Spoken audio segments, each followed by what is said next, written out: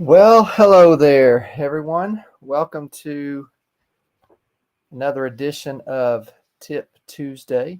I did have a little issue with my microphone computer, uh, so I don't know how it sounds here. Hopefully, it's coming in okay. They've said it's been garbled and kind of messed up, so hopefully that is not the case. Maybe it's just that particular stream that it's messed up on. That would be good, I guess, except I got to figure out how to fix that if that is the case. But my computer went crazy and just internet went black, and then I had to update like crazy. And then apparently one of the issues from that was that the sound messed up, the microphone messed up. So, all right, good. Sounds clear. Very good. Well, today, guys, we're going to be talking about the fear of uncertainty. Throughout October, we're going to be talking about like different fears and how they affect us in trading. Well, today our topic is uncertainty. And so before we get into specifically talking about the uncertainty related to trading stocks or option spreads, etc., I thought it was important that we go back further than that. Let's go back and really talk about just things in life that are uncertain, but we don't see them as such. All right. So I'm going to talk about a couple of these things, and you guys can let me know over in the chat section there whether or not you think these things are uncertain, or does that uncertainty impact your desire to want to do them. So we can think about this from a biblical perspective. We can think about this from our own personal perspective, things that we might have dealt with in life. And so we'll kind of do both of those. I think that's a solid approach to this. So when I think of biblically, right, I go back when I think of uncertainty. The first place that my brain goes to is, when the Israelites are told to enter the promised land. Now, guys, listen, let's break this down. We call it the promised land. Promised land. In other words, God, the creator of the universe, is saying to them, I've given you this land. It's your promised land. I have it set aside for you, the promised land. Uh, but they go in there, they send out the spies. All 12 of the spies come back and like, the land is amazing. Well, why wouldn't it be? We serve an amazing God who wants to give his kids good things. They're like, it's flowing with milk and honey. It's an amazing place for cereal. That kind of. It's just, it's crazy. They got all kinds of stuff. It's an incredible place. Well, let's go do it. No, no, no. Hold up, guys. There's giants in the land. Whoa, giants. Woo, no. Okay, no to the giants. We're out. What's option B, C, or D? Promised land or not, no giants for me. Not fighting giants. Well, wait, how tall are the giants? Oh, yeah, no, out. Nope to that. So God's like, all right, you guys don't trust me to take the land I've given you because there's uncertainty there of who you might encounter and what their skills are. And you're basically putting your own abilities above my provision.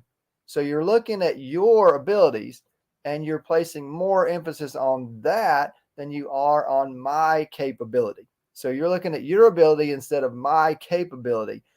And because of that, all right, you're going to roam around the desert for 40 years. A generation of you is going to die. And then I'm going to send people into the promised land. And then the next generation goes. But here's Joshua and here's Caleb.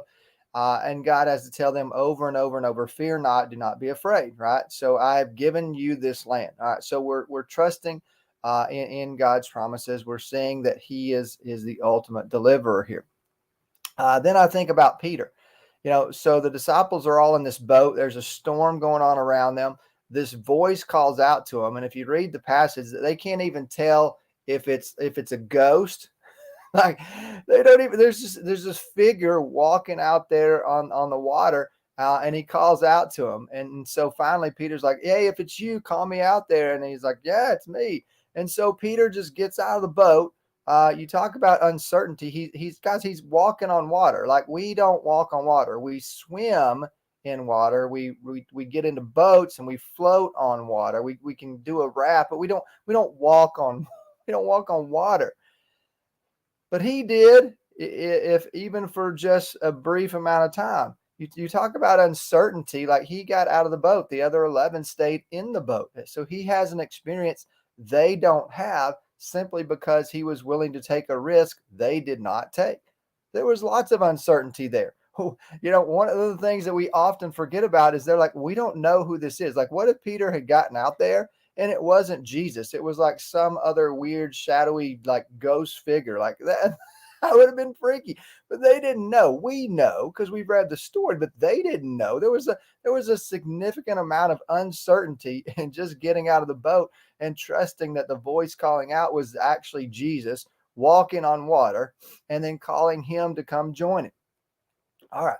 So we could go through and we could list off a number of things that are uncertain in the Bible that God's people were called to do. So let's talk about it from a very practical perspective for us. Is having a baby an uncertain event? Are there a number of things that could go wrong? Yes. Yes. Are there things that do sometimes sadly go wrong in a pregnancy? Yes. Does the uncertainty keep you from having a baby? Or like you're just so scared of what's going to happen there, you're like, I'm not even going to try. The uncertainty, everything that could happen with a pregnancy, I don't even want to try to have a baby. No, too many uncertainties. Don't even want to try. Or do we look at it and say, yes, there are uncertainties, but that's not going to keep me from trying. We become so comfortable with driving that we don't realize there's a lot of uncertainties every time we drive. You say, Geoffrey, but they've got lanes, they've got traffic lights, and people, they abide by those. Have you guys ever seen anybody run a red light? I have. It happens regularly, right? And so our system is set up so that things work a certain way, but they don't always. Not everybody obeys all the traffic signals. Sometimes people aren't paying attention and you're in your lane and they just decide, hey, I need to get over right now, and they might hit you. So there's uncertainty in driving. Does that uncertainty keep you from saying, I don't want to drive ever again? It's too uncertain. There are just too many unknown variables, too many things that could go wrong. I don't even want to try to drive. No, not going to get out there, not going to ride. Well, and then what's the alternative? You say, I don't want to drive. There's no way I will get into a wreck if I never drive. True, right? If you never drive and you never ride, so pretty much you just only walk. But then you're assuming, right? And this is the interesting thing. You're assuming that you are going to get out of your house, but that you're going to walk around your house. Could you get hit in your neighborhood? Because somebody could hit you on a bike. Somebody could hit you on another motorized vehicle. It could happen. Right? I mean, there's no guarantee it could happen. Is it small? Yeah, it's a very small chance, but it could still happen. So what do? You say, I'm going to stay in my house. Well, that's a miserable existence, right? It's not the way God intended for you to live. It's not the way God created you. So when we look at the totality of what God has done, he actually tells us to take risk. And there's always uncertainty with any risk associated event. Okay. It's football season right now. There are, I don't know how many thousands of people out there playing football at all kinds of different levels. Is there the uncertainty as to whether or not people could get hurt? Absolutely. They could get hurt. Now, most people, guys, and here's the point, right? Most people are not going to get hurt. Most people. In fact, if you go to a football game, let's just say 2 people get hurt, but there's 100 people on each sideline. The percentage of people that actually got hurt is minuscule. But sometimes we can focus on that disappointment on the ones that got hurt, and then let that impact what we're going to do with our lives. Oh, I'm not going to play football because people could get hurt. Oh, I'm not going to have a baby because something could go wrong. Or I'm not going to drive a car because I could get into a wreck. If we let our uncertainty be the driving force behind every decision that we make, we won't really be living, guys. Okay. We'll just be existing. So, specifically, when it comes to trading, can we be certain about trades that we enter and what the stock is going to do? No. Very simply, we can't. We can't be certain. Now, we are using a system that is based on patterns, right? So when we get to that stoplight, we know it's green, yellow, red over and over again, and that people are supposed to respond a certain way.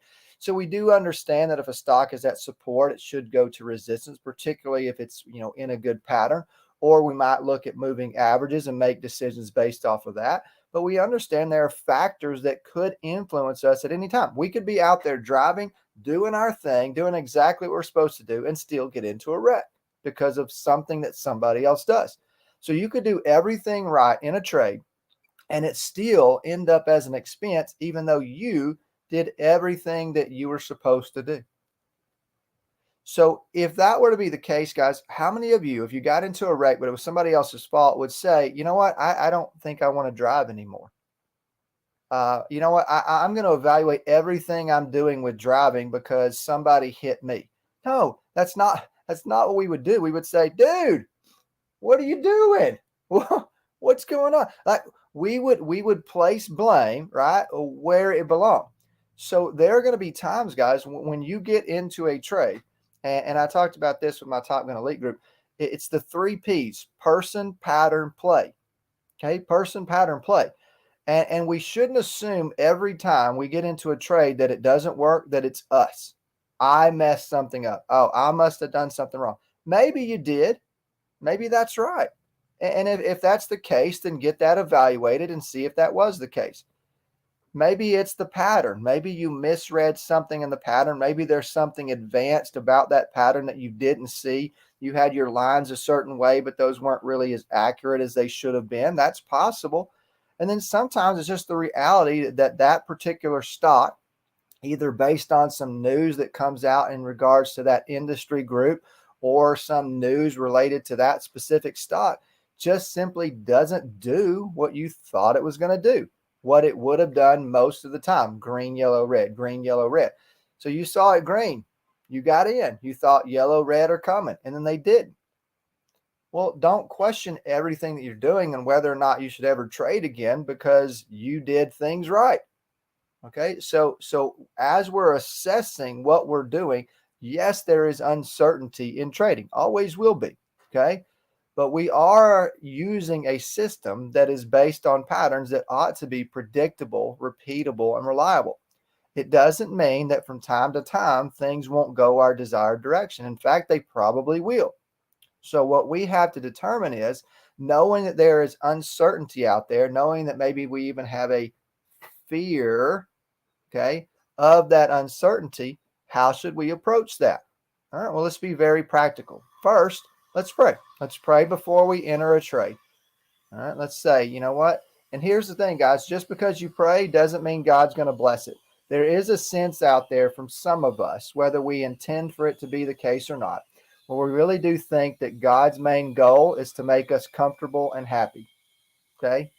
And in reality, that's not God's desire. Sometimes we will go through very difficult circumstances and situations, whether it's trading, whether it's just health issues or whatever. We're going to go through things, and those are absolutely part of God's plan. Okay, because his goal isn't to make us comfortable. His goal is to make us closer to him. So it's quite possible that through trading, you might actually grow closer to Christ, but it may not be through your successes. It may be through those struggles. I don't know, right? I mean, I know what I want for you. I want you to do incredibly well. But some of it may just be a matter of timing where you struggle now, like the Israelites struggled to get into the promised land. And then, 40 years later, they enter it. Like, now may be a time where it's tough for you. You're making mistakes. Things are hard. And then you might go through a season of plentifulness. I think about, Egypt. They had 7 years of very plentiful growth, abundance even. And then they went through 7 years of famine. Well, this was a bountiful land, but God told them, "Hey, look, you're gonna have good stuff, and then there's gonna be times where." Does that not kind of just share just insight into our life too? where we go through times where we just feel like, man, everything is going right, everything is going well. And then we go through other times where it's like, man, is anything good going to happen to me? Right? We just go through these ebbs and flows, these seasons of life. The cool thing about this, guys, is in the midst of what Peter did, he stepped out into the water, not in calm waters, but in a storm. And when his faith faltered, Jesus caught him. And then he said, you have little faith, Peter. But Peter had more faith than everybody else who stayed in the boat. So what does that really even say? If Jesus looks at Peter and says, you lack faith, what does that say to everybody else that stay there? I think Jesus wants us as believers to be a people that take risk, because risk takers are the ones that often accomplish the most. So guys, as we close up here, I really want you to understand, yes, there's uncertainty in trading. There will be uncertainty in every trade that you make, but don't let that uncertainty keep you from being a trader. There's one sure way to never make any losses in the stock market, but it's also the same way you'll never make any gains in the stock market, and that's by never trading. Okay? So don't let your fear of uncertainty keep you from what lies ahead. I don't know. Could be good. Could be great. Could be rough. But let's not be afraid of uncertainty, because Jesus Christ is the same yesterday, today, and forever. He knows our past, he knows our present, and he knows our future. And he's always with us. And our identity with him is not based on how well we do in trading, but our identity in him is a walk of faith where we say, God, I'm going to trust you in this. I'm going to do things the right way. I am going to learn. I am going to grow. And I'm going to trust you. And I'm not going to be afraid of uncertainty, because I know that you hold the future in your hands. So that's our tip for today, guys. We will see you next time.